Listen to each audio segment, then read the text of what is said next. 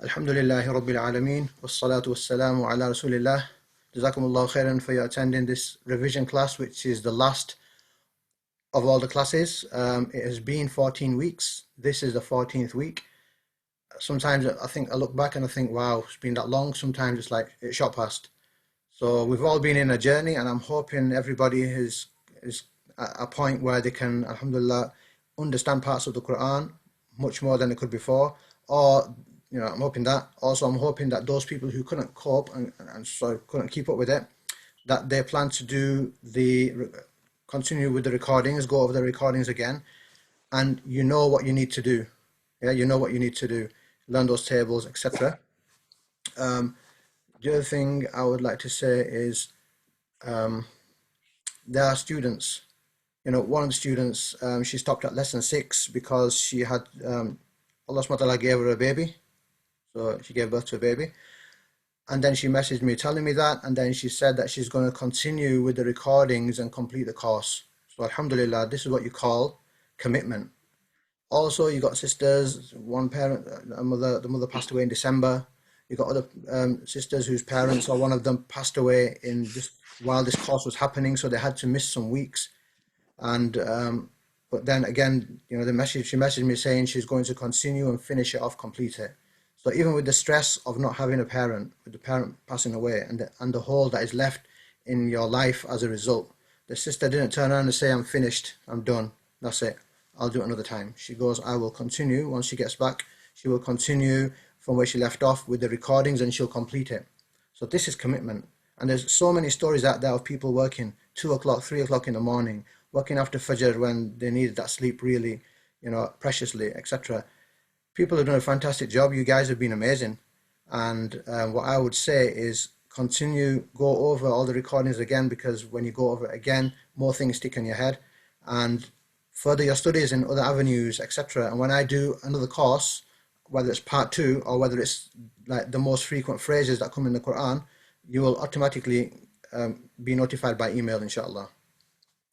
So it's been a good time, and it's a bit sad actually. It's become like a family. So it's a bit sad that we're ending, but inshallah, we will move on to high levels, inshallah. Yes, if you still have the test, yeah, send it me, no problem. I'll mark them and I'll send them you back, inshallah. And you have my contact details, so you can contact me whenever you need to. When you're teaching your family this, or you need a question, whenever you need to, just send me a message. Messages may be the best, the easiest way. WhatsApp message or something, and I will, inshallah, will get back to you. And that's what I do to my teachers even now. So many questions I've asked my teacher during this class, because some people are asking some amazing questions that I've never even thought about. I never knew the answer to. So my teacher, alhamdulillah, he's still there, and he answers my questions sort of more promptly than I answer his.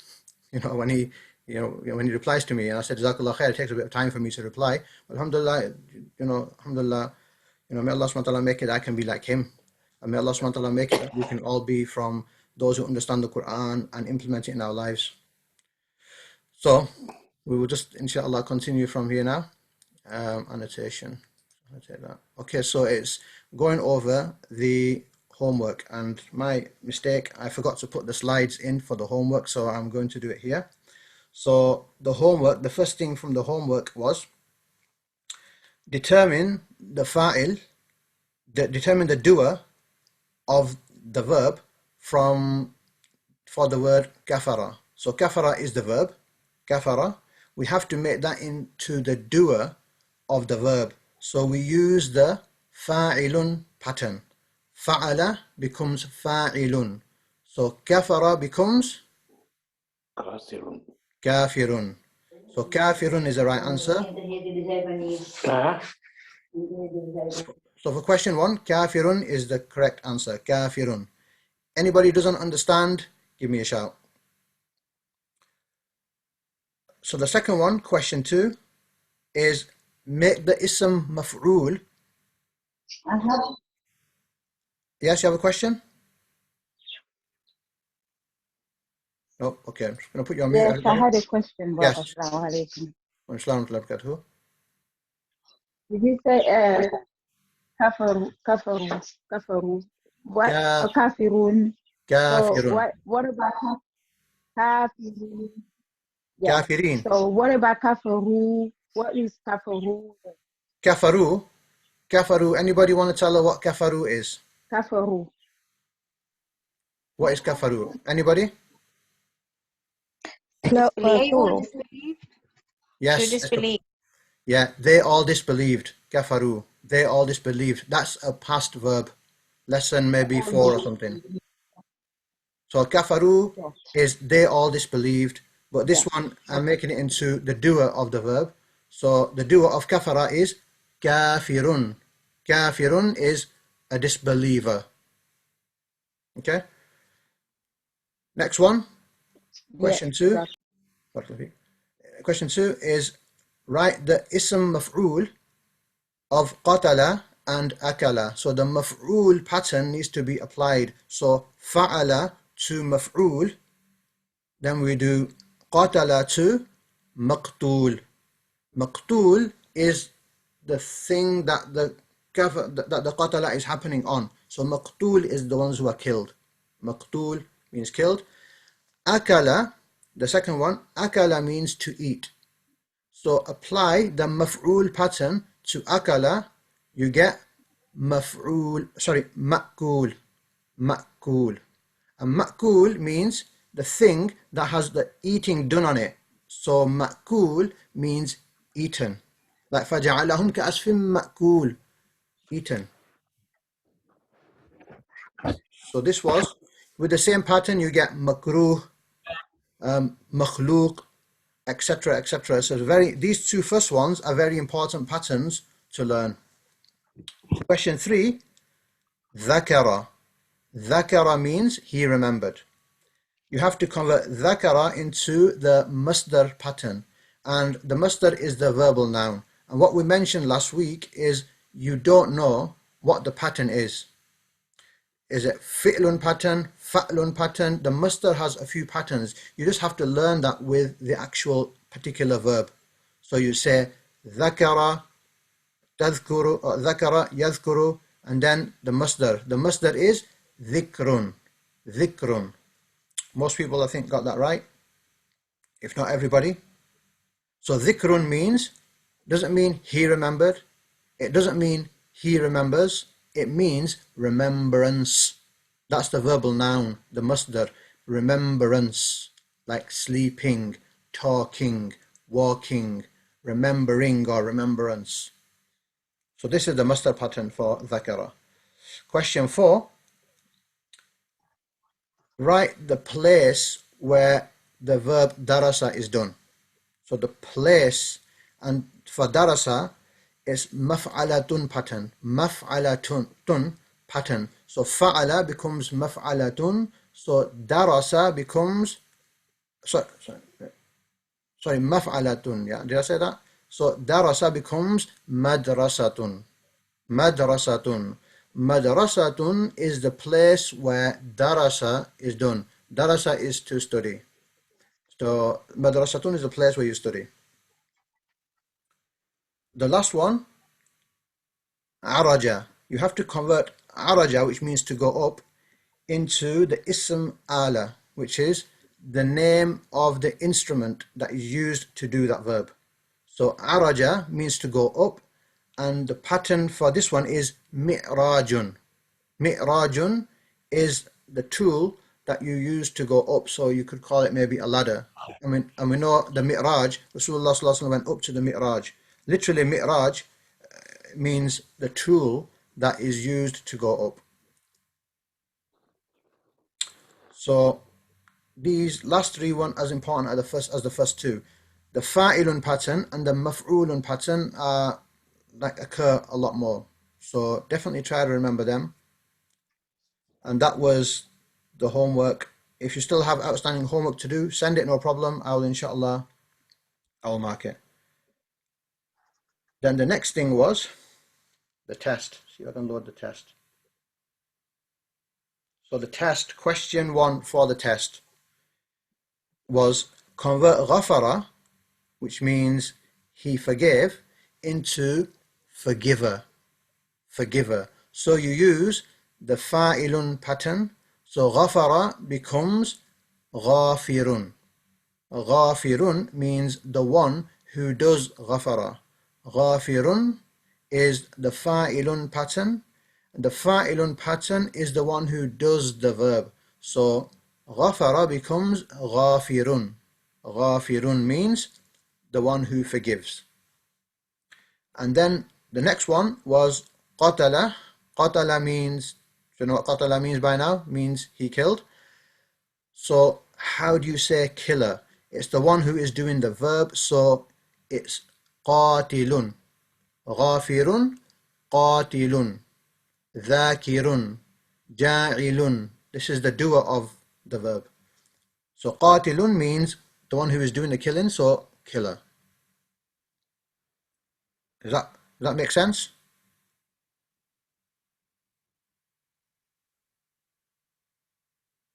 Okay. Question 2.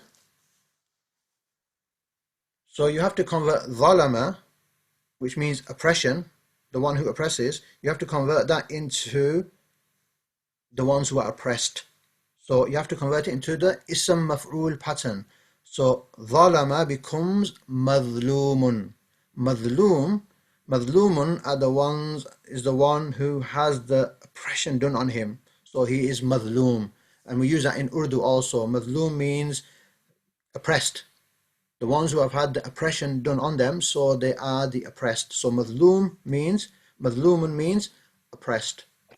And then alima was the next one. Alima, convert that to the maf'ul pattern. It becomes maf'ulun. Sorry. Alima becomes ma'lumun. Ma'lumun means it's had the knowledge done on it. So ma'lum is known. It knows it. It's got the knowledge. It's known. So ma'lumun means known. So you could just learn madlumun to mean oppressed. But if you want to know how it converts and how it connects to the root word, then remember that maf'ul is the pattern that the verb is done to. So madlum means the one who has had zalama done on them. Again, with ma'lum, you can just learn it. Ma'lum means known, job done. But I'm teaching you how to convert it from the root word to ma'lum, so that you learn the pattern. So if in the future you see a word, let's say makruhun.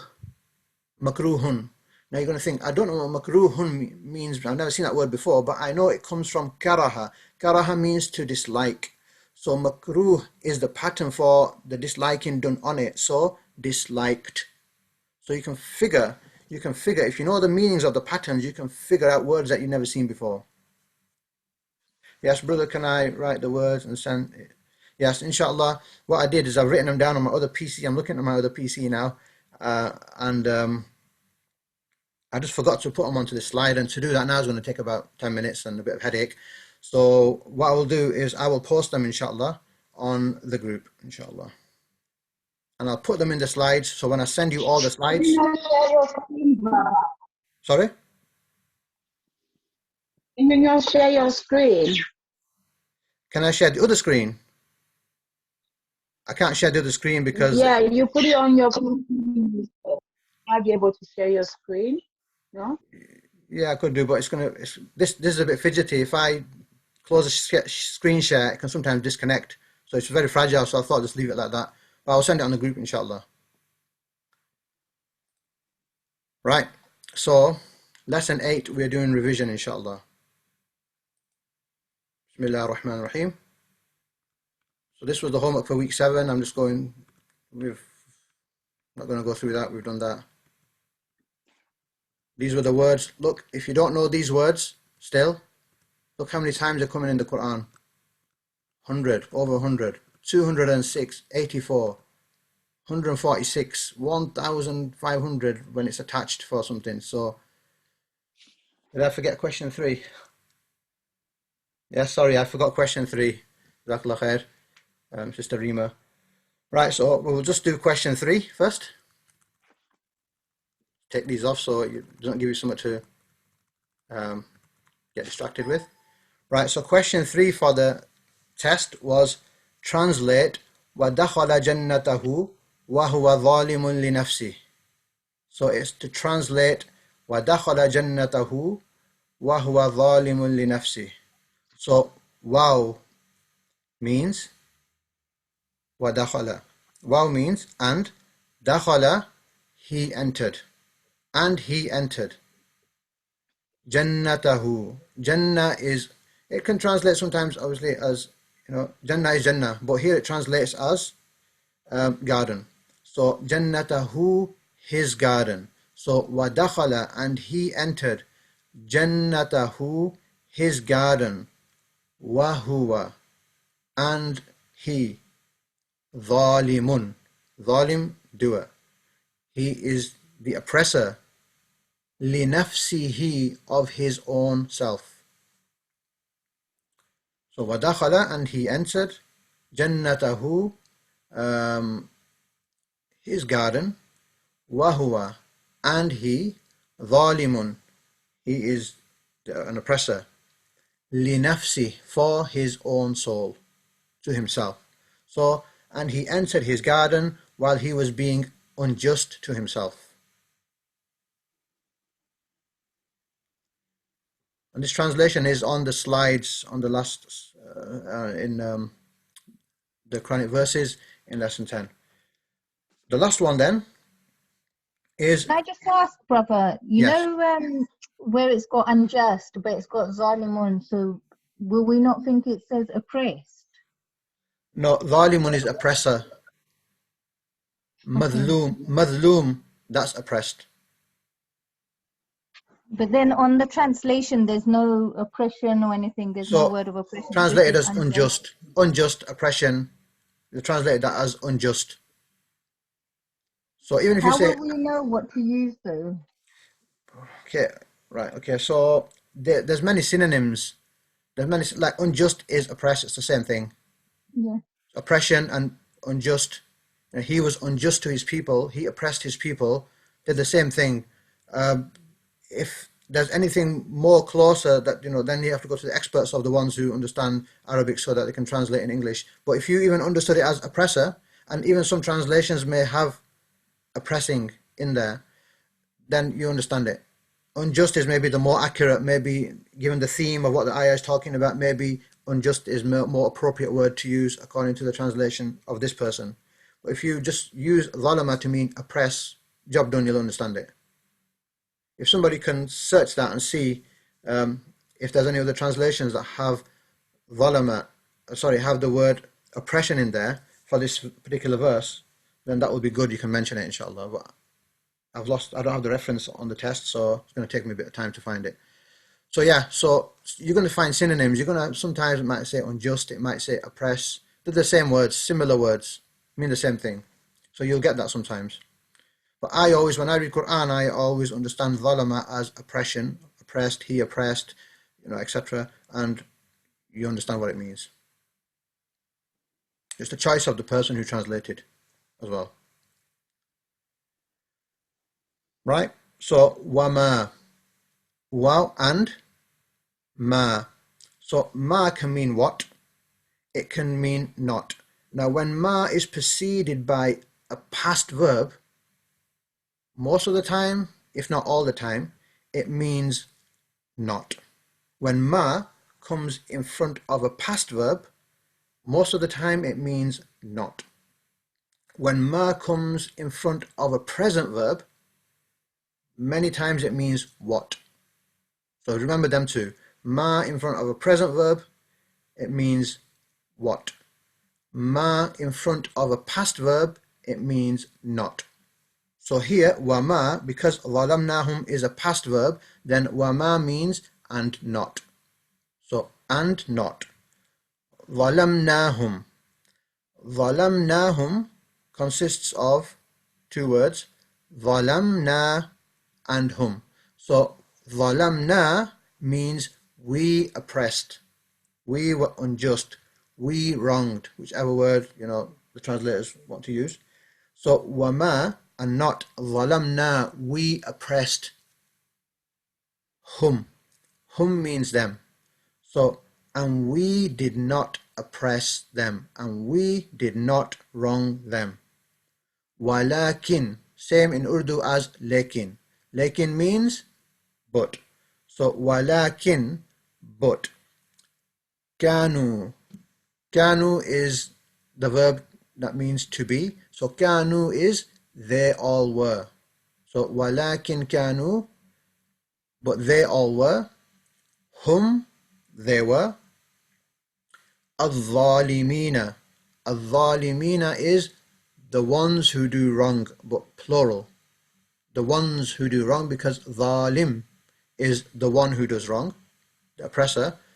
Zalimin it means the oppressors, the wrongdoers. So وَمَا ظَلَمْنَاهُمْ, and we did not wrong them. وَلَكِنْ كَانُوا, but they all. هُمُ الظَّالِمِينَ, they all were the wrongdoers. So that is all from the test. And inshallah now we will go on to the revision. This was again just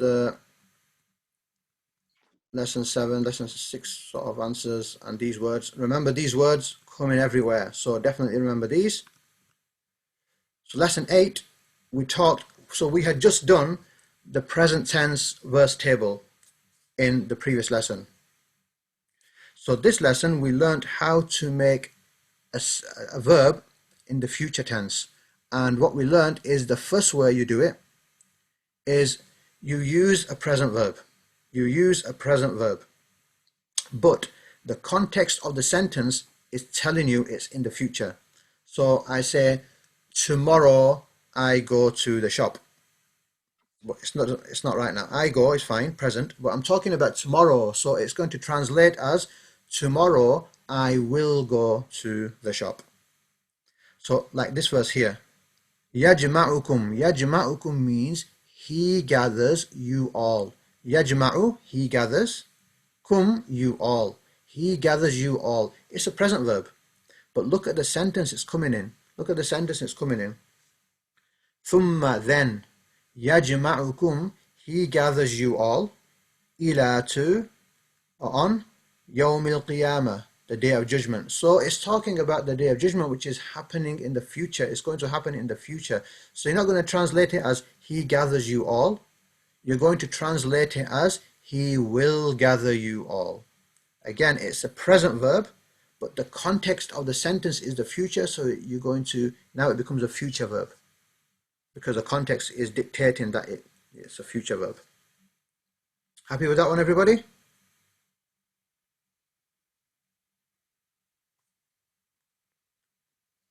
Okay, no answer means good. Next one. The other way you can make a future sentence is when you get the present verb here. Ta'lamuna means you all know. All you do is stick the word sofa in front of it. Sofa meaning soon. Soon, Jazakallah khair, sister who reminded me of that. So sofa, soon. Ta'lamuna, you will all know. So the present verb preceded by sofa makes it into a future verb. You shall all know. And the last one is, imagine the scene of sofa. You just cut that one off and you join it onto the present verb.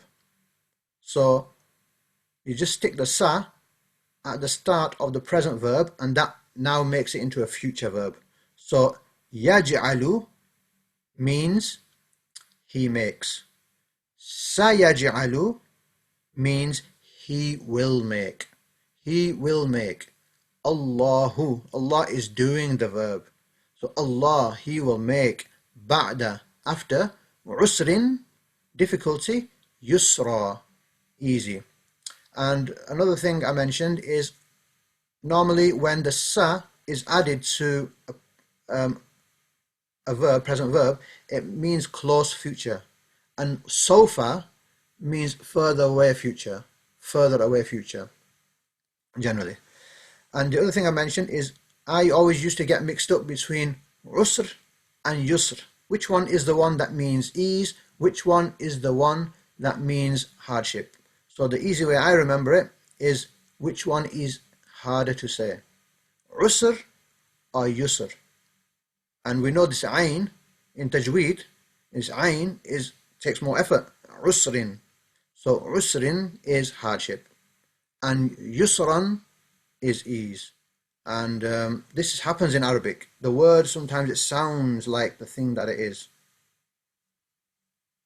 Linta means nice and easy, and shadid means strong, right? So shadid sounds strong, shadid to say it as well. Linta is nice and easy on your tongue, linta, yeah.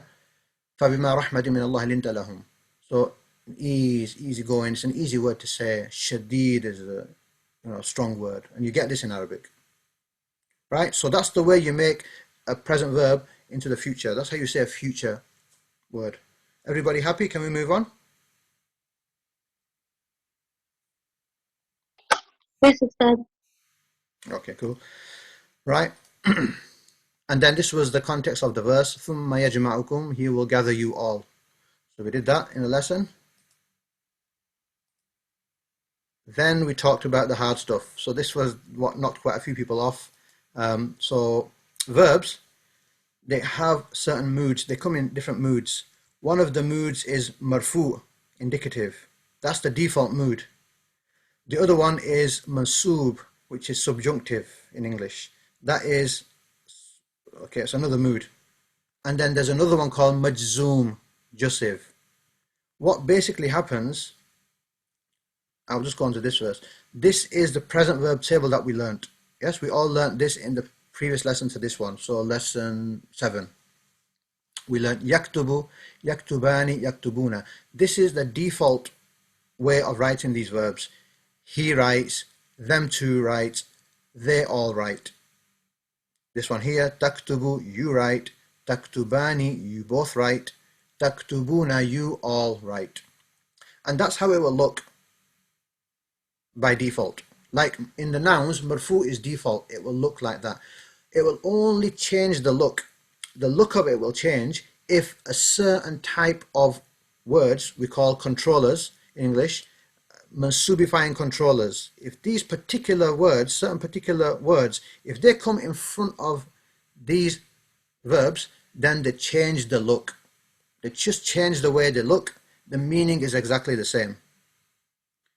So the reason why I'm telling you this, for 2 reasons. One of the reasons is you may see this word, but it looks slightly different. The noon's being knocked off, or the ending is a bit different. What's going on? My teacher never taught me this, right? So saying, oh, teacher did teach you, go back to look at your notes, right? What is the noon's disappeared. I just want to show you, if you see taktubu or taktubuna, they mean the same thing. So it's just to familiarize yourself with some slight modification, so that if you see that modification in the Quran, you know it's the same default word. It's just that something came before it that caused it to be slightly modified, as we'll see inshallah. What I did is I put another slide in so I can explain this a bit better inshallah. These are the mansubifying controllers. If they come in front of any of these words, they will change the look of the word to this. They will change the look of the word to this. What has happened, it's the same marfu table. Let me just show you again.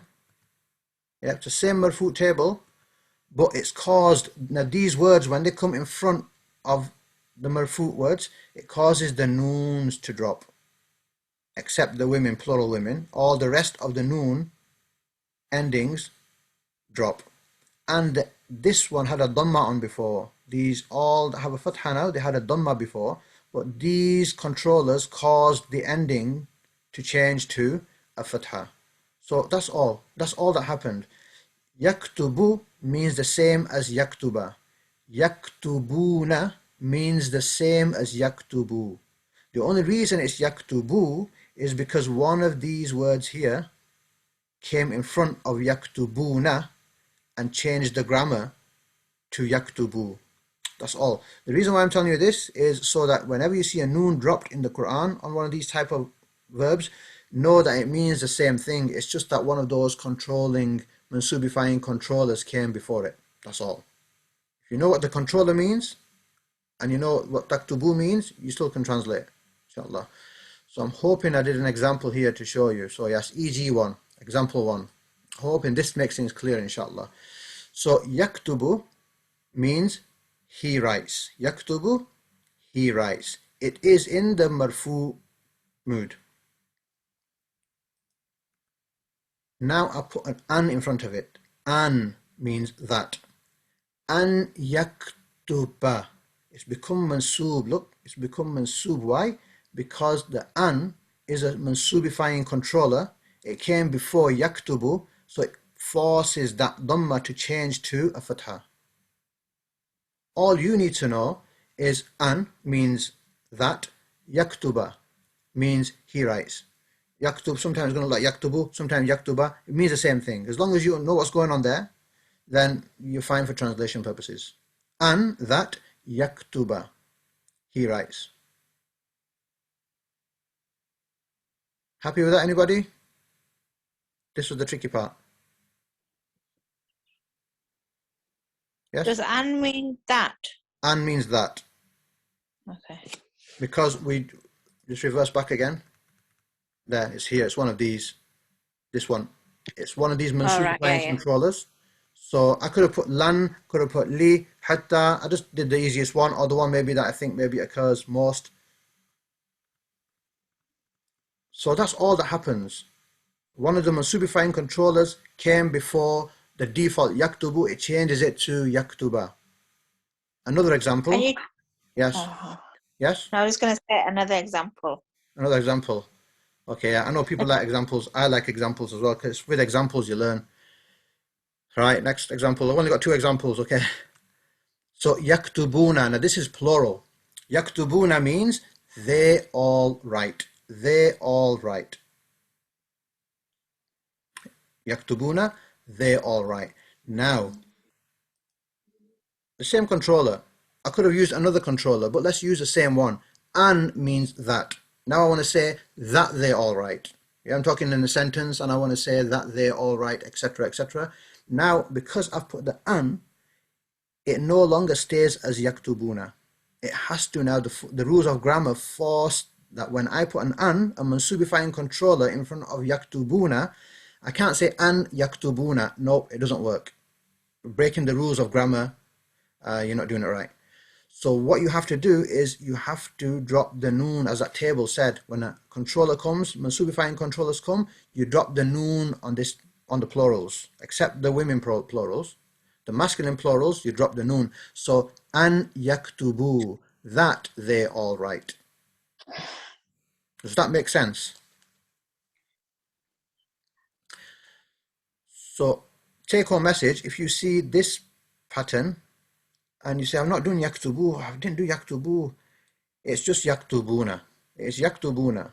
But one of the controllers came that caused the noon to drop. It means the same thing. This word means the same thing as this word here. Yaktubuna, yaktubu mean the same thing. The mood has changed because you're saying that they write. That's like different mood going on because that they write this and that, etc. The word that and this one, they all write. It's the same. So I'm getting two happies there. I'm hoping there's a few more happies now. Is that clear? So what we would do is apply the same. If you applied it to any of the other words, this is what the outcome would be. An yaktuba, an yaktuba, an taktubi. It will become like this with an an in front of it, or a lan, or a hatta, or a alla, or a kay, or kayla. One of these words comes in front of a default word. It will change it to look like this table. Main thing, the noons drop except the plural women, and the dhamma endings become fatha. Brother, so you know, like you're saying and, so then would it be wow yaktubu, wow yaktuba? On which one? Yes. On the singular one. Yeah, so instead of, so this would be yaktubu normally, but with the an in front of it, it will become yaktuba. So it'll be an yaktuba. Yeah, but your and, is it with a wow? Because wow is and, isn't it? Oh no, not an, not and, A and D, but alif noon an, which means that. Oh, right, okay. An, yeah? An, land, these controllers here. Yeah? All right, yeah, got you now. Cool. Right. Got another yes there. So I'm hoping this slide, helped understand what's going on with these controllers. Right. Happy to move on? Yep. Good. That again is the marfu table that we've just seen. And this is an example. This is an example. Look, ya'lamu. He knows. He knows. Ma yaliju fil ardi. He knows. It's marfu because no controller came before it to change it. So it assumes the default marfu way. But over here, we see a li. A li has appeared before ya'lamu. So it's not going to be wali ya'lamu because li is a mansubifier, so it makes this dhamma change to a fatha. So it's going to be wali ya'lama, and translating here and that Allah, okay, may know. So this li is causing that one to become mansub. So this is examples. These are examples from the Quran to show you. Yeah. So that was the mansubifying controllers done.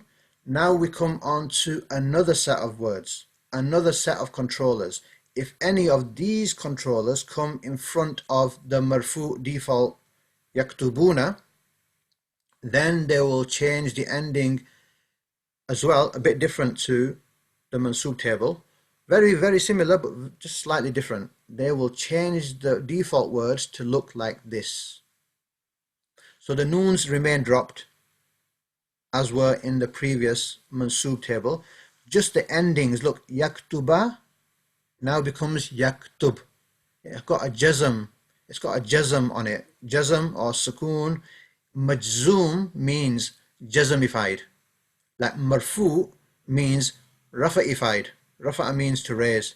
Majzoom means it has a jazmized. It's had a jazm done to it. So look, these jazms, these sukoon, call it jazm. I actually learned jazm when I was small. Okay. What's jazm? Jazm is sukoon. What, zer, zabur, pesh, which one? Jazm. No. So I learned zabr, zer, pesh, and jazm, right? So it's just the one with the circle. You know the circle, the one that you don't pronounce, like yak tuba, the thing that comes on that car.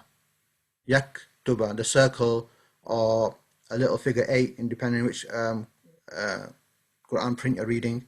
So yaktuba or yaktubu, and now it changes to yaktub, taktub, taktub, aktub, naktub, naktub. So dhamma has gone and it's been replaced with a sukoon, a jazm. That happens when one of these majzoomifying controllers comes in front of the default verb. So I will give an example, inshallah. Right, so taktubu. Taktubu means you write. You write. Now I'm going to stick one of those majzoomifying controllers in front of it. So la, don't, not. Taktub. So it's not going to be la taktubu anymore. It's going to be la taktub. The lam has majzoomified taktubu to make it taktub. Now it means you write, but not. So you do not write. Don't write. That makes sense?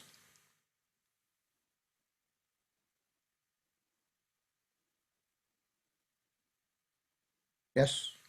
No? Brother, can you show what a jazm looks like? I will show you inshallah on the when we come to the. Okay, let's just quickly. Okay, 1 second. This one here. All right. La taj'al. Yeah? In the Arabic Uthmani script, it comes out like this little dot here, this circle here. La taj'al. In the Bengali print, it comes out, I think it's a little like an upside down V, like this. Oh, right. Get you. Right. So you join it, don't you? Yeah, it's just a joining one. It's the one that you join. Sukoon, you call it a jazm, you call it, that's the only two names I know for it actually. Right, so sukoon here. And while I'm here, I might as well just go to the, spot the slides for you, but let's just, in the Urdu, in the Indo-Pak font, it's this one here on top of the kha. Can you see? It's like a dhamma, but without a hole in it. That one there. Yeah? This one here on the ya. This one on the noon The here. reason why I don't understand it as much is because I don't read this sort of word, Yeah, so exactly. Yeah, that's so, why I'm finding it quite hard. yeah, okay. I've got this one as well. Is that the one you read? Which one? This one, This I've changed it. Yeah. No, mine is the other one, the Bengali. It has the Bengali translation. Yes. Okay. With Yes. the word. Yeah. So Sorry, it's I more couldn't. clear. It's not as, like the handwriting is not as, Yeah, like. I know. I know. I couldn't get that one online anywhere. So anywhere, but if somebody does know of a link where I can get that, maybe I can put that one on, inshallah, as well. Okay, thank you. Right. So that was this one. So taktubu default. Now you got a majzumifying controller coming at the start, then it becomes taktub. It's made it majzoom. You can't say la taktubu. You can't say that. La taktubu is wrong. You got to say la taktub. Do not write. Yeah, if somebody can, there's a website called Quran Explorer, and I take it from there. If anybody can find something like that where you can search any verse and it's got the Bengali script, and send me that, and I can just copy and paste those verses in, inshallah, and then put them on. Now this one's maybe more important, this example here, because taktubuna, you all write. You all write. The word looks slightly more different in plural. So I'm going to put la in front of it now. So you all write taktubuna. Now I'm going to stick la in front of it. La, do not. Taktubu. This lam has made this word majzoom. What happens in majzoom on the table? The noon for the plurals, male, drop. So the noon has dropped. So this word looks different to this word. Looks different physically. I mean, it's got one last letter, but it means the same thing. The only thing happened is this la came and made that verb there majzoom, so it looks like this. That's all. So you can't say la taktubuna, you all do not write. It doesn't work. The rules of grammar say when you put a la in front of a present verb plural, male, then the noon drops. So we've done that table. So it's going to be la taktubu. In the Quran we see la taj'alu ma'allahi, la tanabazu, la tajassasu. You see, these are all commands, and look at the noons that have been dropped. La tanabazu, la tajassasu, la takhafu. I think la takhafu comes as well. La, yeah, I'm sure there's others as well. But can you see?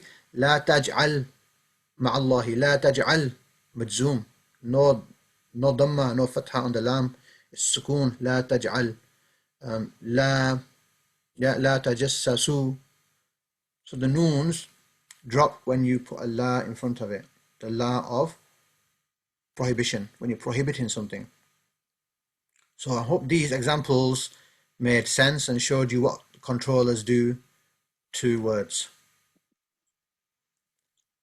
I have 3 yeses, so right. So these are just examples we went through. Look, fal is a controller, it makes that majzoom. La is a controller, it makes that majzoom. It's not going to be la taj'alu, it's going to be la taj'al. Lam ya'lam. Lam is a majzoomifying controller, so it's not going to be ya'lamu. It's going to be ya'lam because of the lam. This one here, I need to do a bit of digging about that one, why that looks a bit different. Okay? And then we went through the formula of how to make a command verb from the root word. How to make a command word from a root word. So if I want to say to you, ja'ala means he made. I want to say to you, make. I'm telling you, I'm ordering you, or bossing you, bossy verb, make. How do I get ja'ala and convert it into make? The command form. Qatala means he killed. How do I command somebody to kill, like a snake or something? So this is what we did next. So this was the formula. You have to put the verb. So this formula is on page, let me just see what page does anybody know what page of the booklet this slide is on? 53. 53, so if you go to 53, you can see this slide. Keep that slide in front of you. And I've got some examples that I just put some examples in, I think yesterday or today.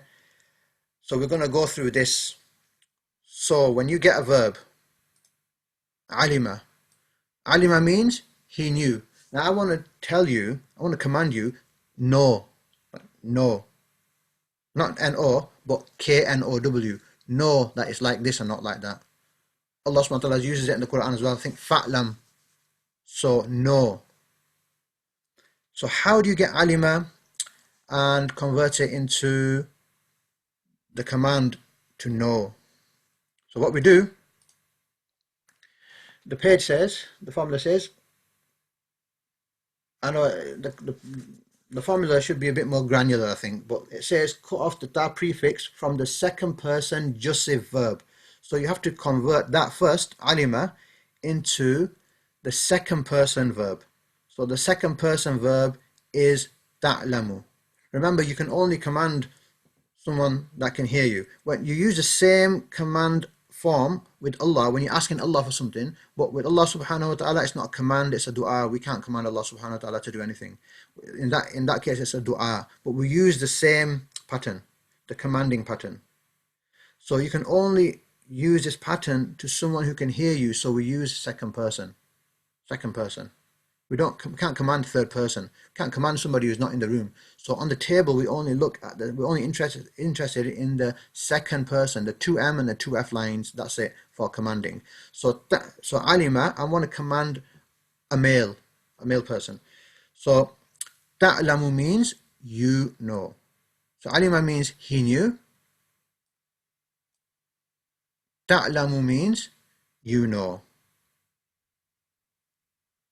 Ilma, I didn't understand what that is, ilma. So ta'lamu means you know. Are we happy with that? Ta'lamu is the present verb. I'm talking to somebody, I'm saying you know that this is like this, you know that this is like this, etc. Now we convert that to majzoom mode. Majzoom mode means that ta'lamu becomes ta'lam.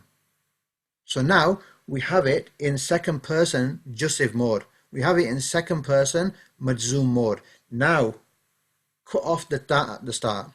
Cut off the ta here.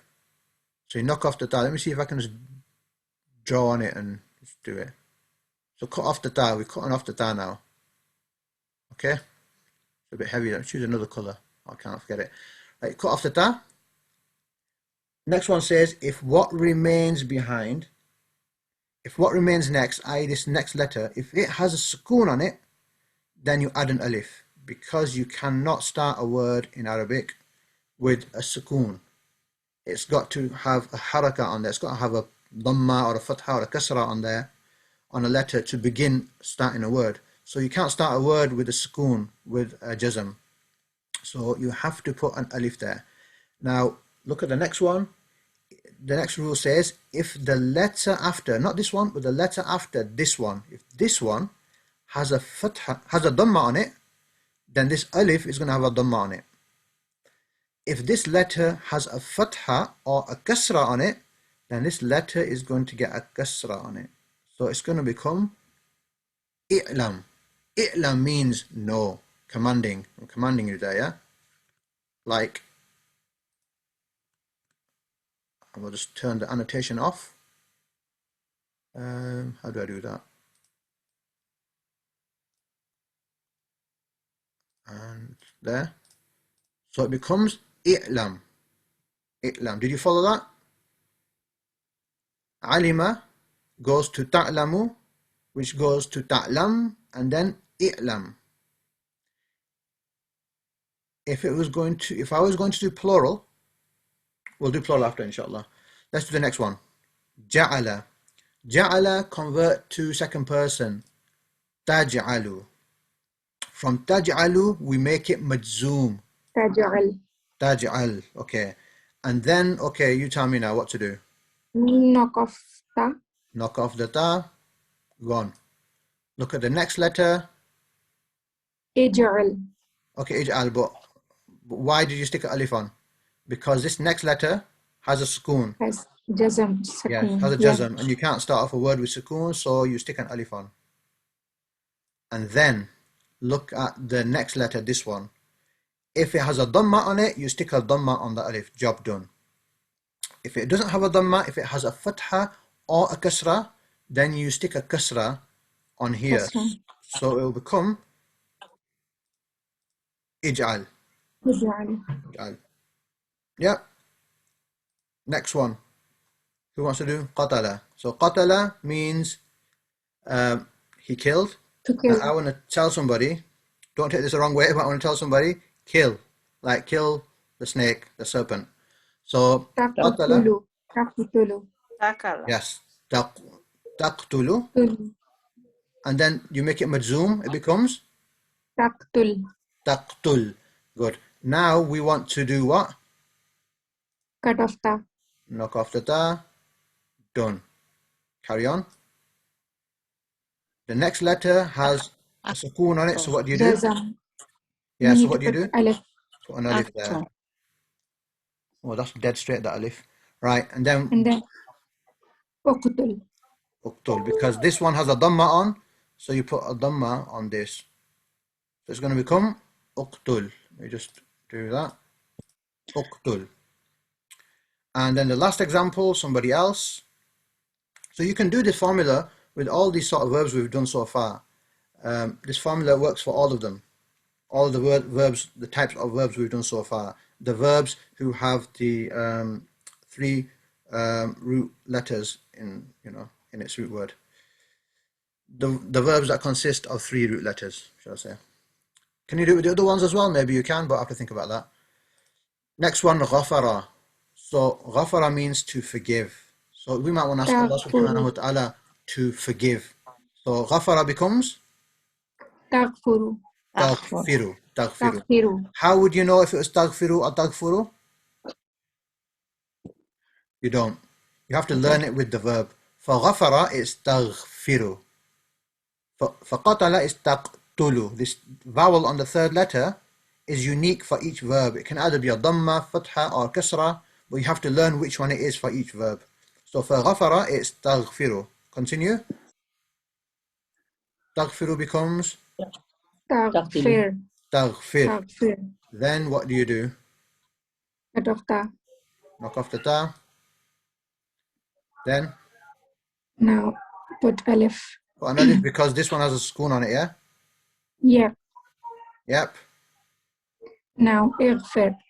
Ighfir, because this one doesn't have a dhamma on, so you don't stick a dhamma, it has a kasra. So a kasra or a fatha on this letter would cause that to happen. Ighfir. And we say ighfir, Allahumma ighfir lana. Allahumma ighfir. This alif is this hamzatul wasl. And what happens is the letter before joins on and then this alif gets absorbed. So Allahumma ighfir becomes Allahumma ighfir. Allahumma ighfir. But it's the ighfir word. So let's just go there. Right, so this is the command verb from a past verb. If I will just do another quick one.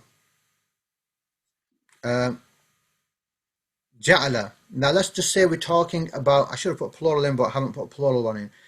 Imagine now we're not saying it to one person to make, we're saying it to all of you. Make that house. So this verb is going to be ja'ala. Ja'alu.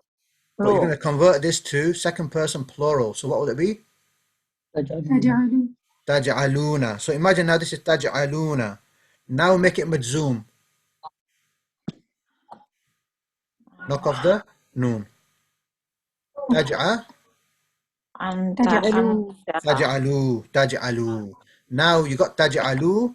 Now you convert it to this and it makes ij'alu. So ij'alu is you all make. I'lamu, you all know. Uqtulu, you all kill. Ighfiru, you all forgive. So depending on who you're talking to, the ending is going to change. Ij'ali means you make to a woman, because look at this one. Ja'ala Taj'alina means you make to a woman. Taj'ali, noon drops. Ij'ali means you make. What Allah subhanahu wa ta'ala says in the Quran, wasjudi. Wasjudi, talking to, I think, Maryam alayhi salam. Wasjudi, perform sajda, warka. No, wasjudi warka. I think it's wasjudi warka'i ma'ar-raki'in. Someone can back me up on that. Is it that? Is it that in the Quran? Yeah, wasjudi warka'i ma'ar-raki'in, as far as I know. So wasjudi, you, woman, female, do sajda, warka'i, and you do ruku ma'ar-raki'in, with those who do ruku. I think that's the right verse. Right, so, okay, so this is how to transfer from a root word to the commanding of that root word, to the commanding of that verb. Happy with that, everybody? I'm going to get rid of these, get the rubber out because it stays. Super. Right, okay, so next. Okay. Jazakallah khair, Sister Anjum. That's the correct verse. Jazakallah khair. Right, so wasjudi warka'i ma'ar-raki'in. So Allah subhanahu wa ta'ala is telling, is it Maryam alayhi salam? I think it's Maryam alayhi salam. Wasjudi, perform sajda, warka'i, do ruku ma'ar-raki'in. Right, okay. And so this is the fi'l amr, the commanding verbs for kataba. Uktub, you write. Uktuba, you two write. Uktubu, you all write. Uktubi, you write, woman. Uktuba, you two write. Uktubna, you all women, you all write. The plural women doesn't lose its noon. Think of it as the women, 3 plus, are super duper strong, and no controller is going to come and change that. So it's going to keep its noon. The women keep their noon. Apart from that, everything else gets affected. Right? And we did this. Unsur, help. Akhaka, your brother. Zaliman, if he's an oppressor. Or madluman, he is oppressed. So we've got the doer here, zalim, fa'ilun pattern, and we've got the thing that the verb is done on, madluman pattern as well. So this is a hadith of the Prophet ﷺ, help your brother, whether he is the oppressor or he is oppressed. Right, what page is the previous slide? So somebody's asking, what page is this on? It's on page nothing, because I just put the slide in just yesterday. The one after, okay, the one after. This one. Is this not in your slides? Okay, I'm going to put this in as well recently. But what I will do is I will, inshallah, you'll all get the slides, you'll all get the tests, you'll all get the full thing, so you can then take this course, and then teach it to your children, teach it to your husband, teach it to your wife, teach it to the community. And don't think you can't do it. Do it first to your family, and you'll learn about 30% more of what you know now by teaching it once. I'm telling you, 30-40% of what you know now, you'll increase. You'll like nearly double what you know now when you start teaching it. So when you teach something, you have to learn it, and then people ask you questions.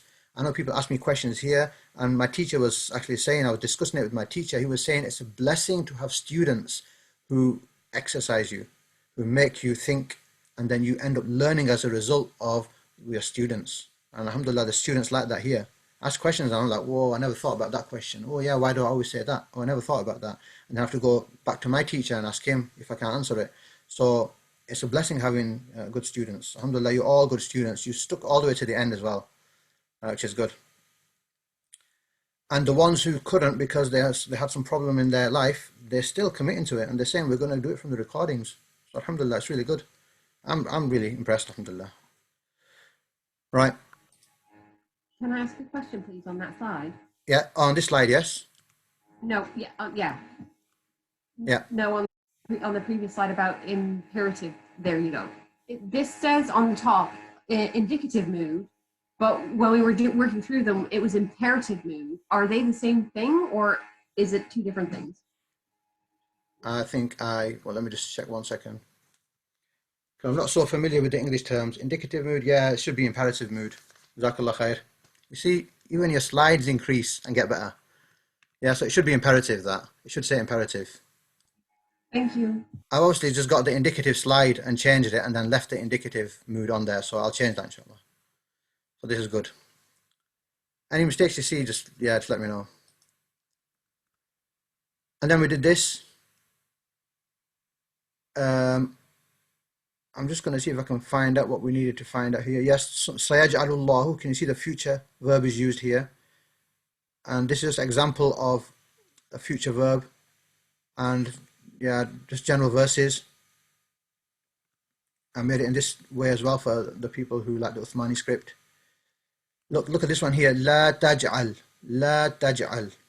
It would have been taj'alu, but the la came, so made it la taj'al. Do not. This one become majzoom now. This one here, yakhrujuna, they all leave.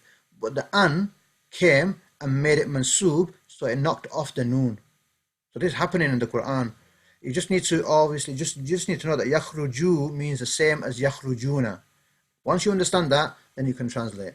They all want, and yakhruju, that they all leave. They all get out of the fire. Minan nar. So this is an example. Look, فَلَا تَجْعَلُوا. La again is coming. So تَجْعَلُوا. فَلَا تَجْعَلُوا. It's knocking off the noon. This is the controller knocking off the noon. وَلَا تَلْبِسُوا. Normally تَلْبِسُونَ. But the la is coming, so knocking off the noon. فَلْيَعْبُدُوا. Normally يَعْبُدُونَ. They all worship. But fal is a madzumifying controller, so it makes the noon drop off. Can you see how it's happening in action? Yalidu. This one would be yalidu, but the lam majzumified it, so made that into a jazm, made that into a sukoon. Lam yalid. So that's the whole point of showing you these verses. That look, it's really happening. The controllers are coming and dropping the noons. The controllers are coming and dropping the dhamma, making it into a sukoon, etc. Yes?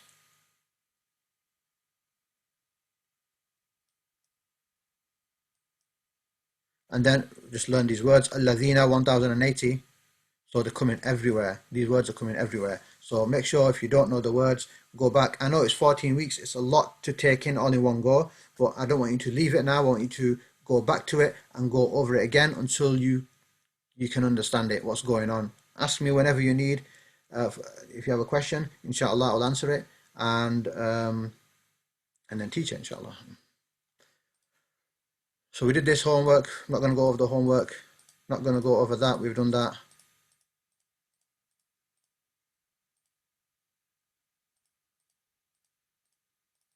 Did all these. Right, lesson 9. 2 more lessons left. We learned in this lesson that, again, like we did previously in lesson 4, I think it was, that there are 2 types of verbs. One are the regular verbs, and one are the irregular verbs. The irregular verbs are those whose root words, one of their root letters is alif, or a waw, or a ya. These are the weak letters, and so they make the verb weak if these are one of the root letters of the verb. So qala is weak, kana is weak, wajada is weak. They all have one of them letters in there. And the other way you can tell a verb is weak is if the second and the third root letter are the same. We've done that rule so many times.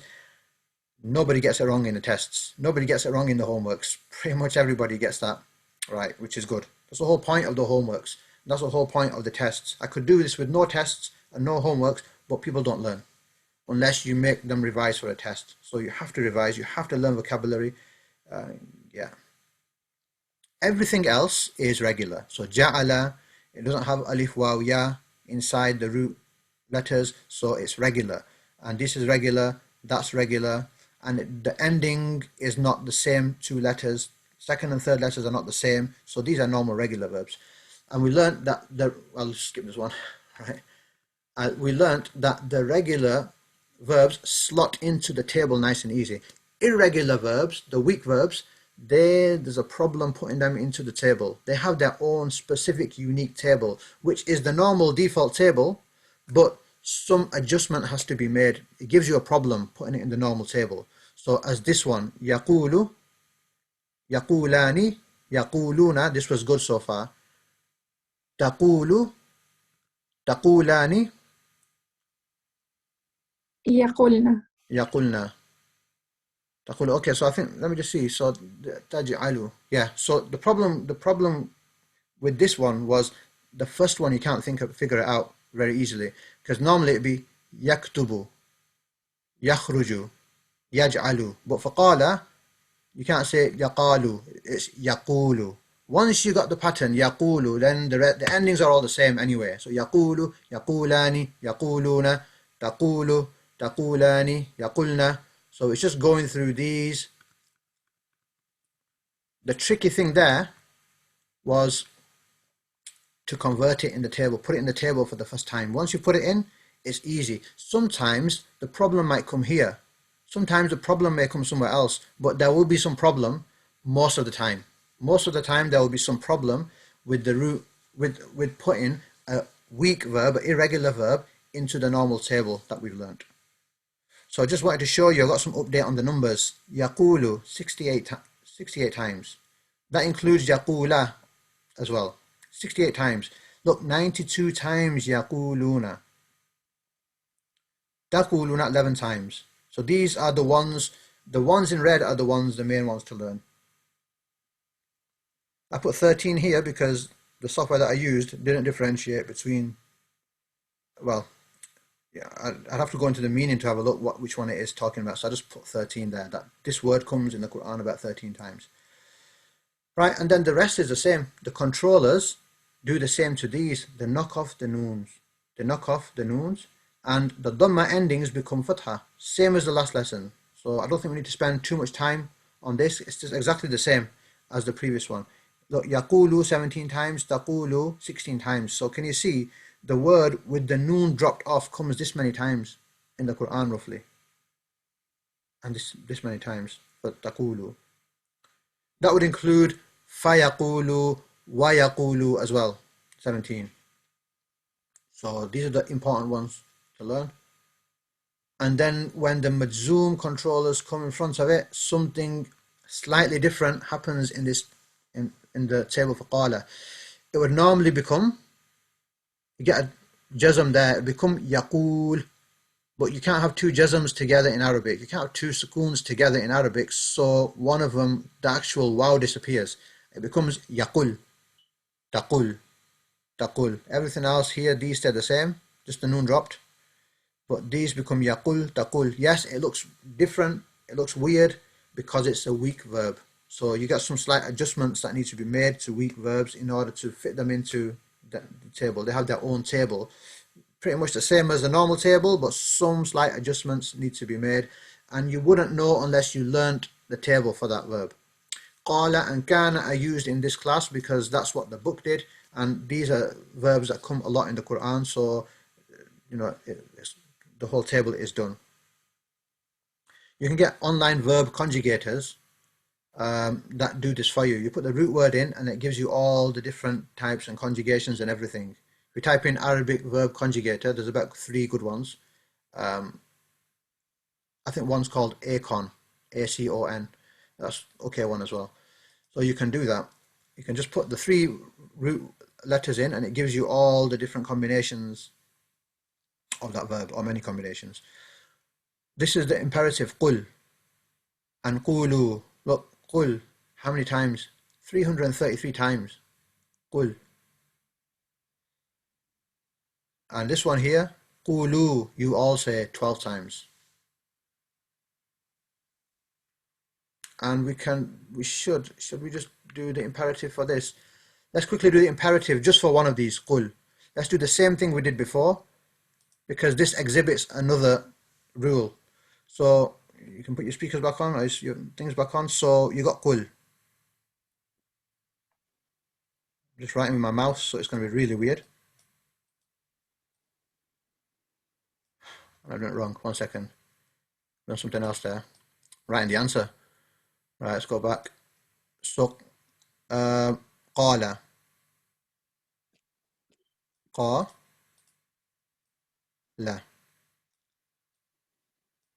So, what do you do first? Qala, what do you do to qala? Qala means he said. I want to transfer that into Ta- say. تقول Taqulu. Okay, so I'll try writing taqulu with my mouse.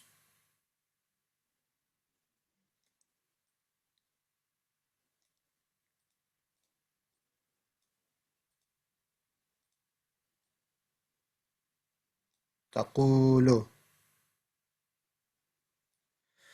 Right, taqulu. Then what do you do? تقول. Yeah, so what have you done there? You made it. You put jazm on the last letter. Yes, yes. So it will become taqul for this one, yeah? Ta.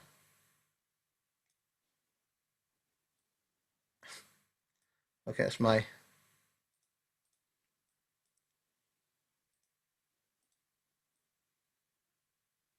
Everybody happy with that? Taqul? Sorry? Okay. So we're happy with taqul. Then what do we do? Knock off ta.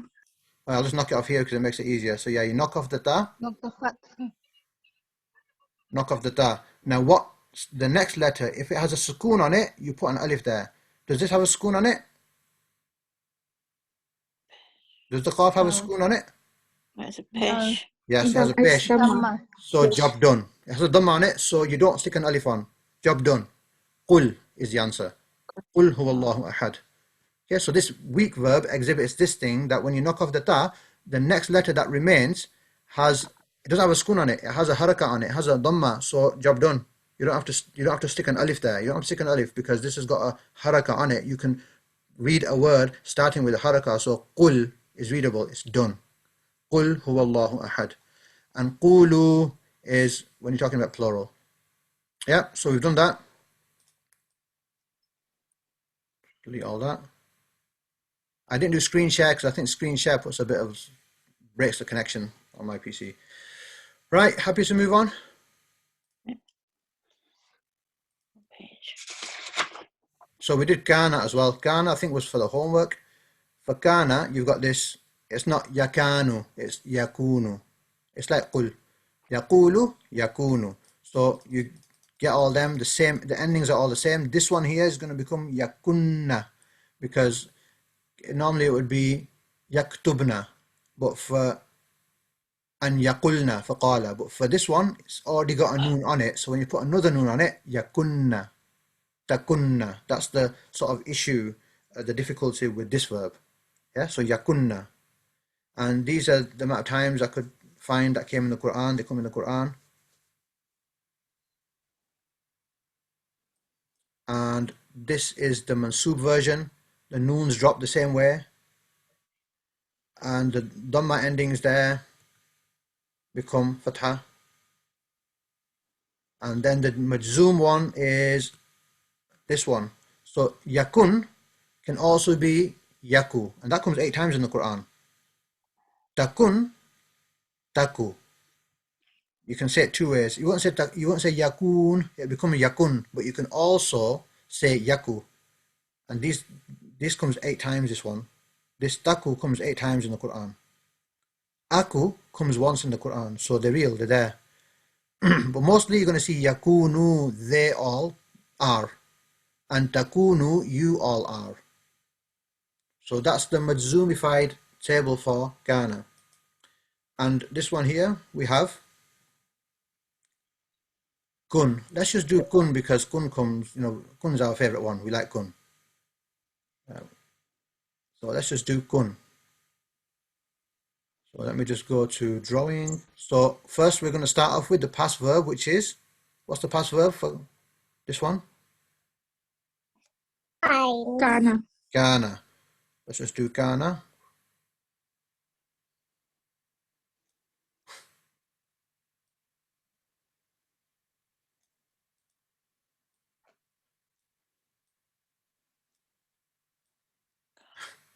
Okay. I'm writing with the mouse there, it's quite hard. I'm writing on my mouse with the mouse on something that's spongy. So, right. So, Ghana. What happens? Sorry? What happens to Ghana? How do I say you are? Ghana is تكون he was. Yes. Takunu. Takunu. So let me write takunu.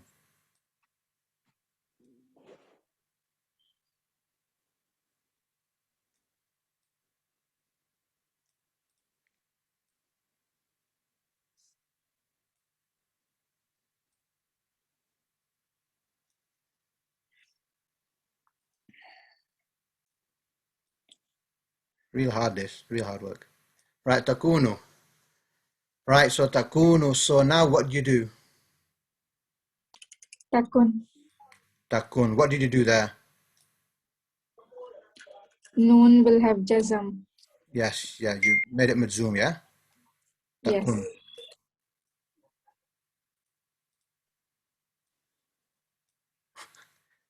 Let me just rub that one out. That was too far away. That fatha is too far away. Takun. Right, takun. So now what do? You Knock off the knock off the ta. It's kun. Yeah, then the next letter, if it doesn't have a haraka on, if it has a schoon, then you stick an alif. But this one does. So finished. Kun, fayakun, be, and it is. And for plural, kunu, like kunu ma'as sadiqeen. I think that comes in the Quran. Kunu ma'as sadiqeen. You all be from the people who are truthful. Right, so that's the formula to use to convert into command. So the thing with that is now, once you know the formula, you can have a go yourself at some verbs. And it's just, ja'ala means to make. So you could actually ask Allah subhanahu wa ta'ala, ij'al, Allahumma ij'al lana min as-sabirin, Allahumma ij'al lana min al-muhsinin, min al-shuhada, min al-salihin. You could ask Allah subhanahu wa ta'ala in Arabic even, you know. Right, so then we did these. Yaqulu. So this is an example now. Yaqulu. Nothing happening. There's no controller there.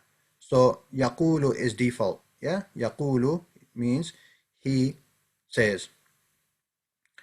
But look over here. Wala aqulu. Okay, not there as well. Ataquluna not there. Aqul.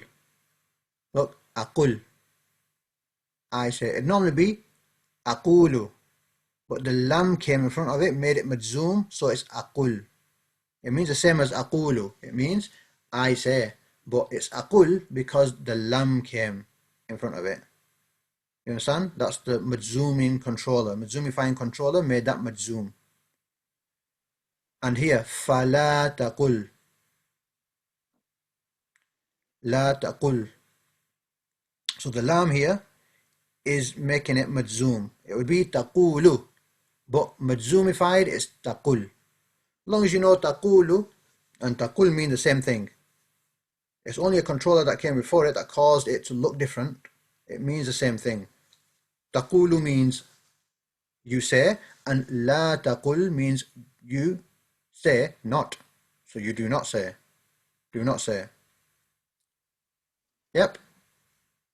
So it's just showing you how this is happening in the Quran. It's happening. The grammar is, being applied, like what we're learning. Let's see if it comes here as well. Faqula. So I think so. This one here. So normally it'd be. I think this fa is a controller. Just trying to think.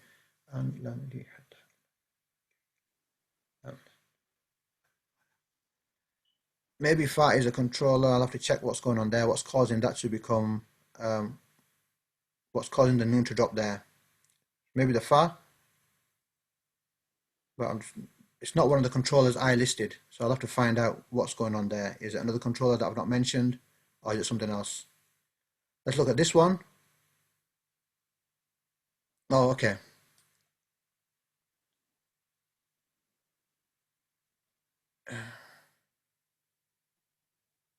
Yeah, it's a command. that's majzoom because of the command. It's a command verb. Qula, it's command, that's why it's doing that. It's being commanded there. So it's the commanding verb, so it's majzoom because of that reason, not because the fa isn't a controller. It's qula because it's the jussive for commanding, it's because the sentence is saying speak. Speak. Right, so next one. Waqulu, again, same here. You all say. So it's majzoom because it's the command form. Waqulu, you all say. Wala takunu. Now this one is la, it's majzoom. Takunu, the la is making takununa into takunu. See, the la is a majzoomifying. Lam la la. Lam la la. Yeah, la is a majzoomifying controller. So it's knocking off the noon. Otherwise it would be takununa. Wakun, look, wakun and be. We've just done that. It's the command. Wakun and be. Fatakuna min al-khasirin. Fatakuna.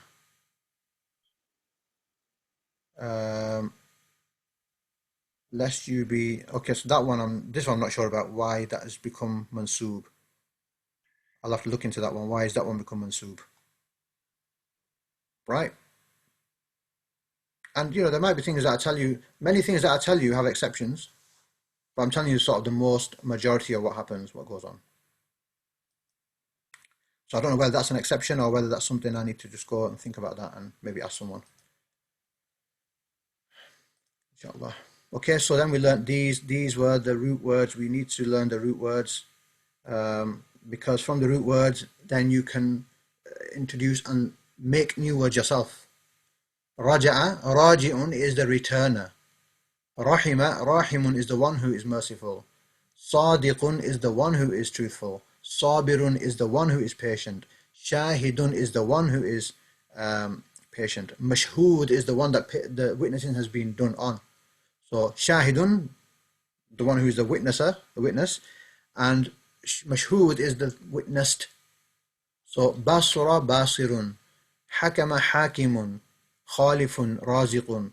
So you can multiply your vocabulary by knowing templates. You've done the Fa'ilun template, you've done the Maf'ul template, them are the main ones. So you can, you know, double, triple your vocabulary, inshallah. And these verbs come this many times in the Quran. So super important. Most of them come in over 100.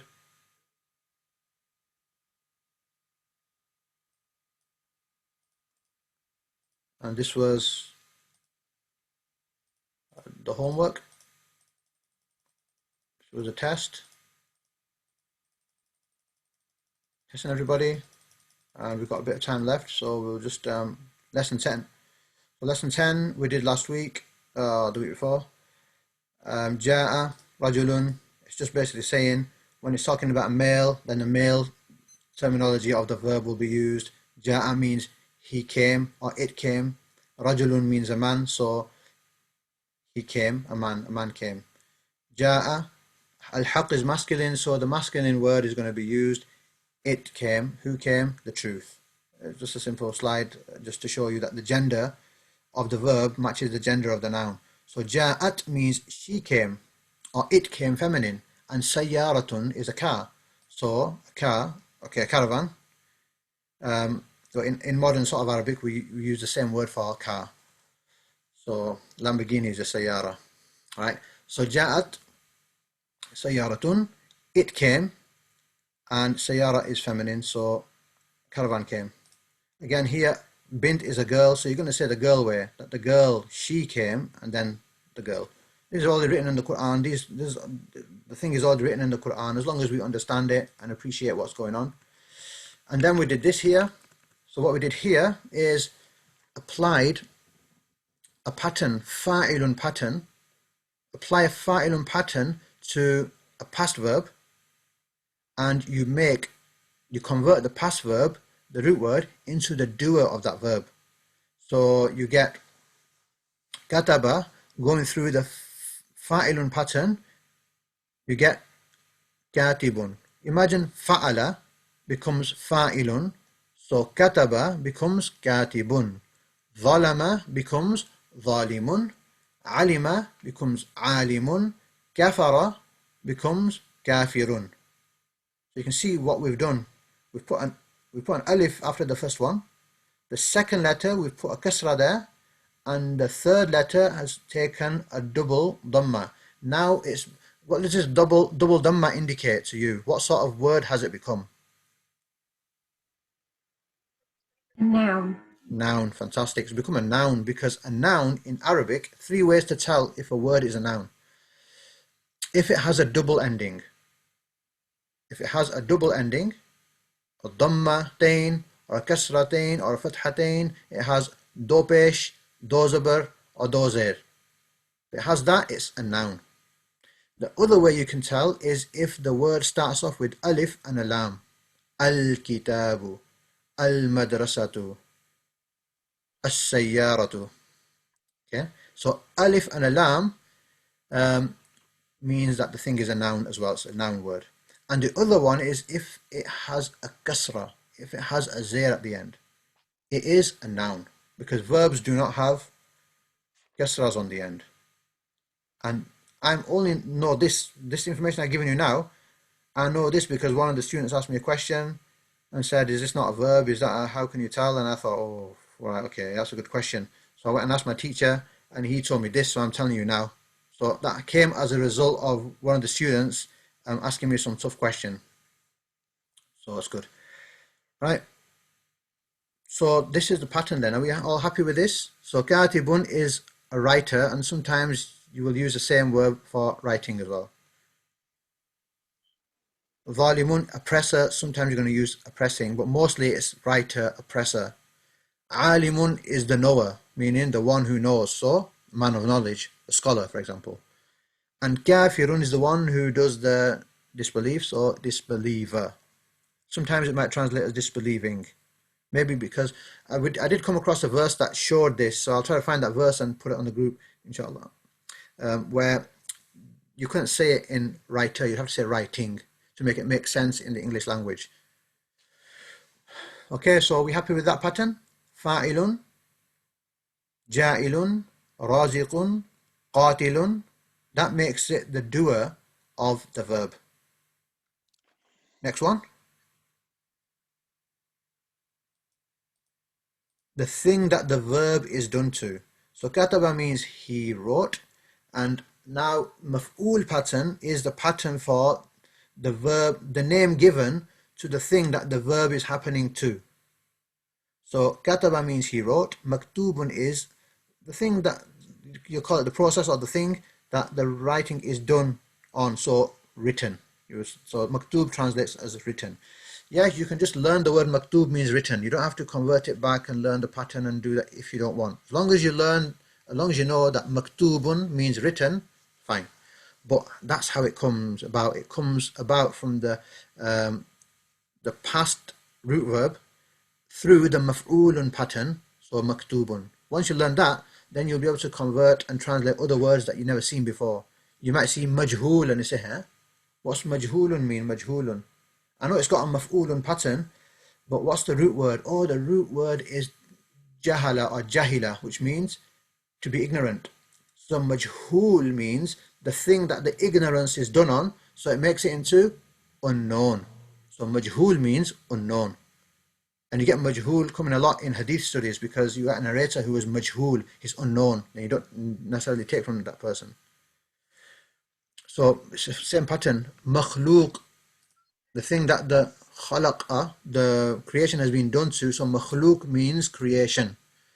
Zalama, going through maf'ulun, becomes madhlumun. Madhlumun is the thing or the ones that the zalama is done on, the oppression is done on, so they are the ones who are oppressed because they're having the zalama done on them.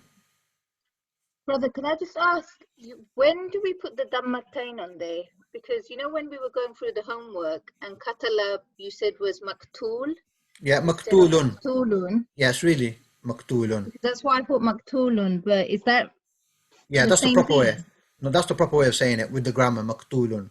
You said maktul, yes, it's right, but you put a sukun, you stop in there. Like, I'm going to the masjidun. It's really masjidun. But because, we're speaking, we just take it easy and we just drop off the end. We put like we put a spoon on the end. It becomes, I'm going to the masjid. But it's really, I'm going to the masjidun. Yeah. Okay. So maf'ulun it should be really. So they are mazloom. They are mazloomun. It's the same thing. It's just that I'm taking it easy on the first one by knocking off the grammar at the end. Yeah. Okay. Alima, to know.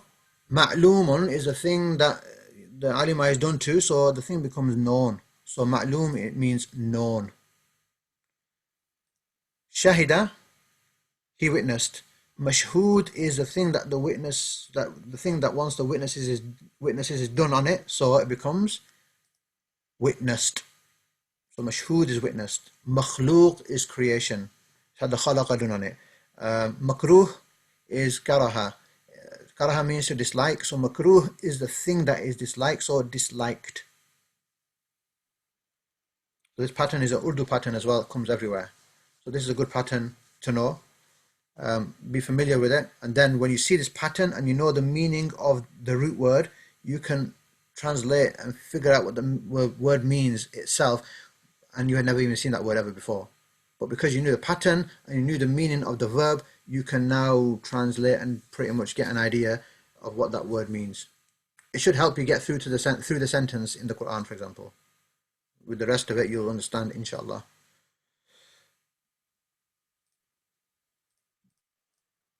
So these words, the pattern comes so many times. This word ma'loom comes in 13 times.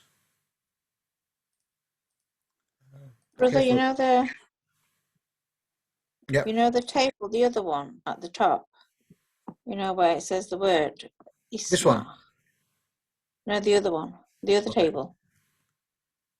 Yeah, This one. they're right at the top where it says passive. Ism fa'il. Passive Ism fa'il participle. table. This Isma, one. what's isma? Yeah, the Arabic word there. This is the Arabic terminology. Ism maf'ul means the noun of maf'ul. All right. Ism Okay. means noun. So the noun of Because maf'ul. when I was doing my homework, I was looking at that, trying to get the words and things like that. All right. Okay, this is just a title. And the pattern is really this one here, maf'ul. That's just the how you call the terminology is called in Arabic, and in English you call it passive participle. Right. Okay. No worries. No problem. Does that apply to all of the tables with the dammatain being knocked off? That it can be applied? No, this is only for the nouns. For the nouns, yes, every noun ends in dammatain by default. Yes, you could knock it off. You could like stop there. Like when in an ayah you stop, then you make the ending into sukoon. It's just like that. You're stopping. So if I say jazak, or what? So say for example somebody says to you jazakallah khair, and you say wa iyyak. Yeah, wa iyyak. Wa iyyak means and to you. But really it's wa iyyaka. Okay. To a brother, and wa iyyaki to a sister. But just to take it easy, and just because we're speaking nice and easy, you just say wa iyyak. You drop the ending off. That's done in conversation. But really, it's wa iyyaka or wa iyyaki. When I say it properly, then you put everything on properly. So it'll be jazakallahu khairan. But we say jazakallahu khair. We just say khair, but really khairan. And for a sister, it's jazakillahu khairan. But we just say jazak Allah, and then we just say khair. We put a spoon on everything. That's because we just speak it like that. But really, it's What that. What is jazakumullah then? You tell me, what does kum do? What does kum do? Kitabukum means That you? you're all. Yeah? You all, okay. So jazakum, reward you all. Allah. May Allah reward you all khairan. Jazakumullahu khairan. So that's why people will say jazakumullahu khairan, because they're talking to many people. May Allah reward you all. Brother, can you just say the Arabic word near done? Maf'ul. Maf'ulun. Maf'ul. Maf'ulun.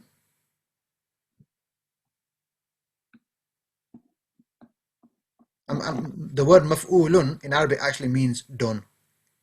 Fa'ala means to do, so maf'ulun means done. So that word actually means done. So fa'ala is doer. Yeah, fa'ilun, actually in Arabic, fa'ilun means doer. Because fa'ala means to do, fa'ilun is doer. So this word actually means this. But it's also the pattern that we use to figure out the rest of them. Yep. And then very quickly, we did masdar. So masdar is the happening of the verb. So kharaja means he left, and masdar patterns are different. Okay, masdar patterns are different for each verb. Yes, maybe these are the 4 most frequently occurring patterns. So if you've got a verb, it may be most likely it's going to fit in one of these patterns. Which one, you won't know unless you learn it with the verb itself. Sometimes you can figure it out. You might have heard of you might know of a word in the Quran that has that same pattern, so you can figure it out sometimes. So kharaja becomes khurujun through this pattern, and that means going out, leaving. Dhakara has this pattern for masdar, fi'lun, so it becomes dhikrun, remembrance. Sabara has fa'lun pattern for masdar. Masdar is the verbal noun, the ans and the ing of the verb. So speaking, leaving, remembrance, patience, seeing. These are all verbal nouns. It's the noun happening. So sabara has this one and it becomes sabrun, so patience. So it's not he was patient, it's not he is patient, it's patience. It's a separate pattern and it's a noun. It's classed as a noun now because it's got double Brother, you know, at the end. Yeah. you know, you say the pattern. How does it link to the verb? So Like you say, zakara is filun, then it Fi'lun. goes to zikrun. yeah, okay. So what you do here is fa'ala. Look at, imagine this was fa'ala. Fa'ala, Yeah. it becomes fi'lun. So to the first letter, you put a kasra on. The second letter gets a sukoon, and the third letter gets a dhamma put on. So fa'ala becomes fi'lun. So dhakara will become dhikrun. You just apply the 3 letters, the rules of this, to these 3 letters here. So imagine this said fa'ala. Then you convert it to fi'lun. So what have you done? You've got a kasra on the first one. On the second one you put sukoon. On the third one you put dhamma. So dhakara, going through this pattern, becomes dhikrun. What have you done? The dha gets a kasra like this one. The second letter gets a sukoon there. The third letter gets a dhamma like this one. So if fa'ala becomes fi'lun, then dhakara becomes dhikrun.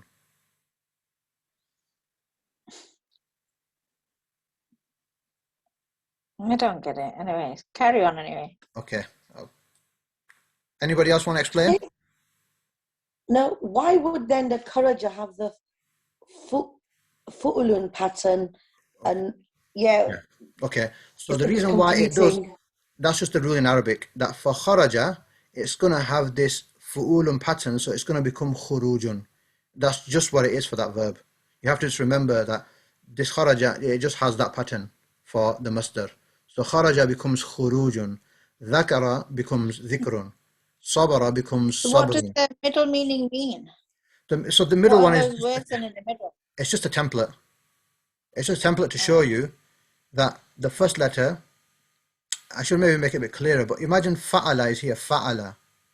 What do you have to do to fa'ala to make it into fu'ulun? What do you have to do?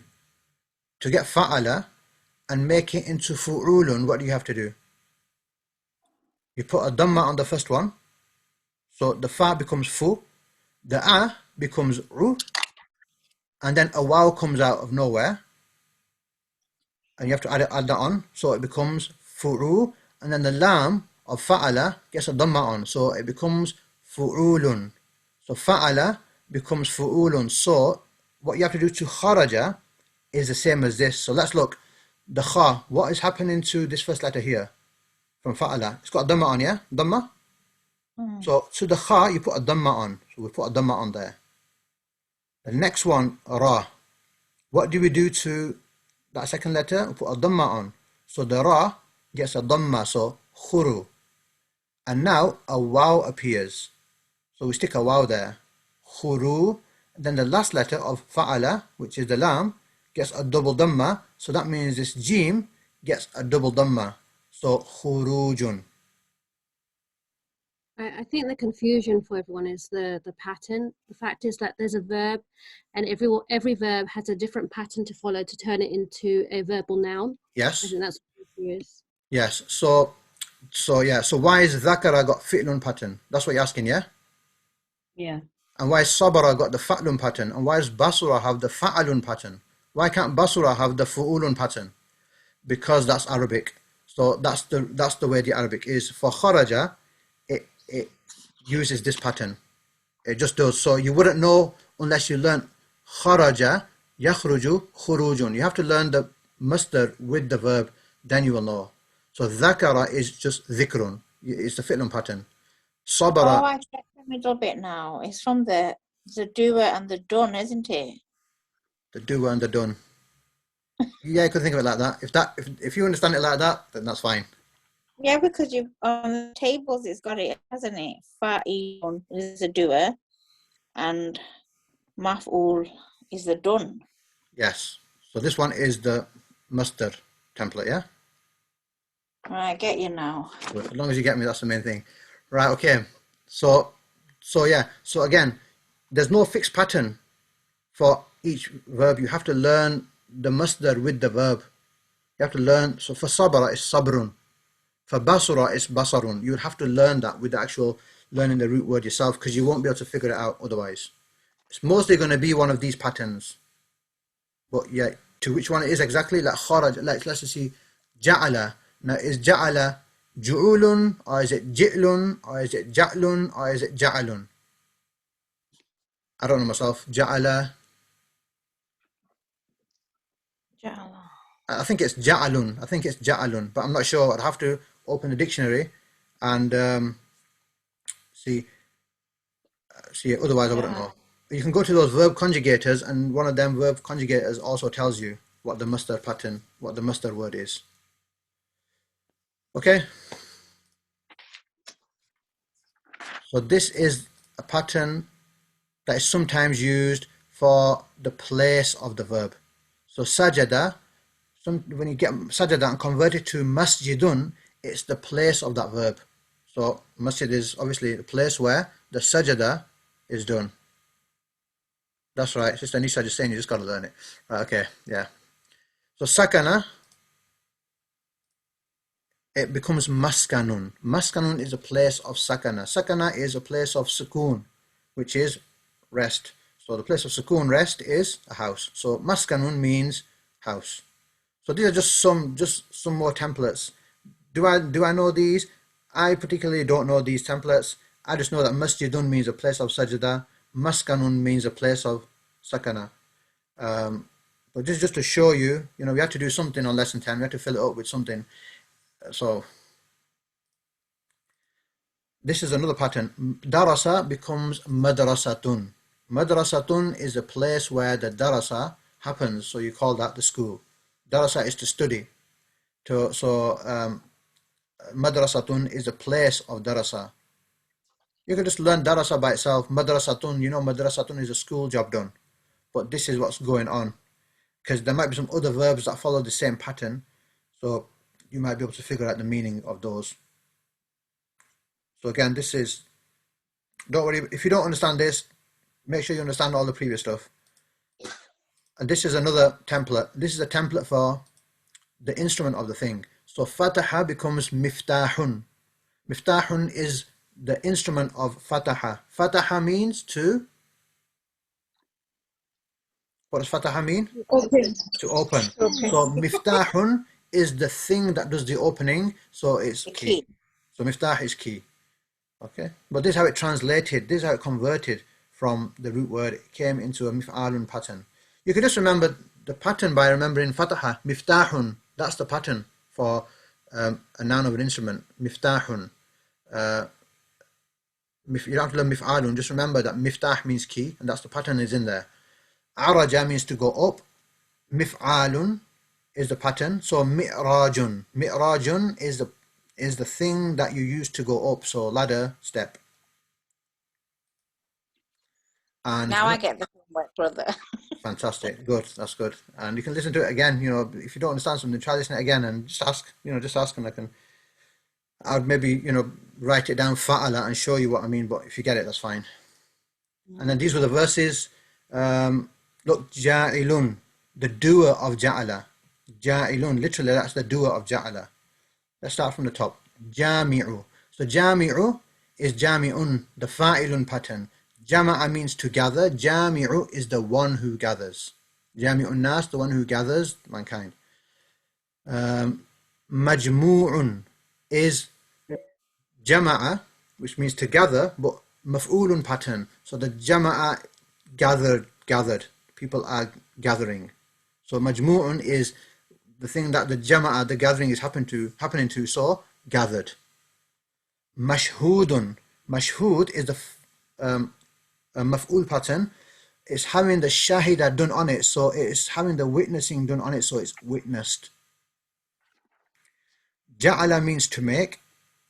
Ja'ilun is the fa'ilun pattern, the one that makes. And khalaqa means he created. Khaliqu or khaliqun is the one who does the creating. So creator, khaliq. Alim. This is written different now, okay? This little alif there, this little alif is like having an ayn and an alif on, but in this Uthmani script, Indo-Pak script, it's written like that.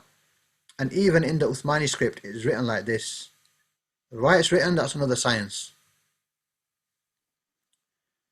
Another science, but I think that's how it was written. That's how precise the Quran is, that even if you change that to an alif, it won't make a difference to the meaning. It's the same word, but it was written like that. So that's how it was taught, like that. So that's how we write it. That's how precise the Quran is. You can even write ayn and alif, alimun, it's the same. But because it was taught, written like that, then we're going to keep the exact way it's written as well. We're going to keep that, even though it doesn't make a difference in writing.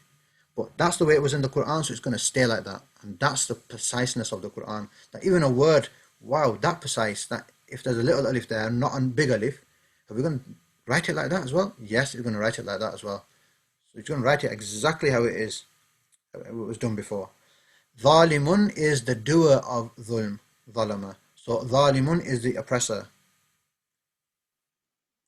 Zalimina is oppressors. Again, fa'ilun pattern. Ma'lumat, ma'lum has alima, it's the maf'ul pattern. Maf'ul becomes ma'lum. Ma'lum means alima, it's had the knowing done on it, so it becomes known. And atun is just the plural because feminine plural. Ma'lumat, ma'lumatun is the feminine plural, like muslimatun. Mashhuda, we've done that. Okay, mashhuda, we've done that. And then with the words we had to learn, that was what we had to do. So that's pretty much the end of the class. I just want to go through these final things. Once again, the tables, make sure you learn them. If you don't, they're not going to understand anything. So make sure you learn your tables, make sure you learn your words. These are the tables, they're in your appendix. These are the most important tables in order of importance, in my opinion. We read this dua that Ibrahim alayhi salam and Ismail alayhi salam read, and that was رَبَّنَا تَقَبَّلْ مِنَّا إِنَّكَ أَنْتَ السَّمِيعُ الْعَلِيمُ. Oh Allah, accept this from us. This course we have done, whatever we are doing in Ramadan, whatever we are doing in our life, may Allah subhanahu wa ta'ala accept everything that we are doing, everything that we have done, and everything that we will do. So this one, just keep a connection with the Quran. Look at the Arabic and then look at the translation. Try to translate as much as you can, and then when you get stuck, look at the English and see how far off you were. Keep on doing this and you will get better and better. And don't drop the Arabic now. Now that we've come into the end of the class, don't drop the Arabic, but keep up. Keep the revision. Once you revised it, you teach it. By that time, I might have another class on, inshallah. I do this class every year. You're more than welcome to join it as an Arab at this time. You'll all be Arabs, right? Give the non-Arabs a chance.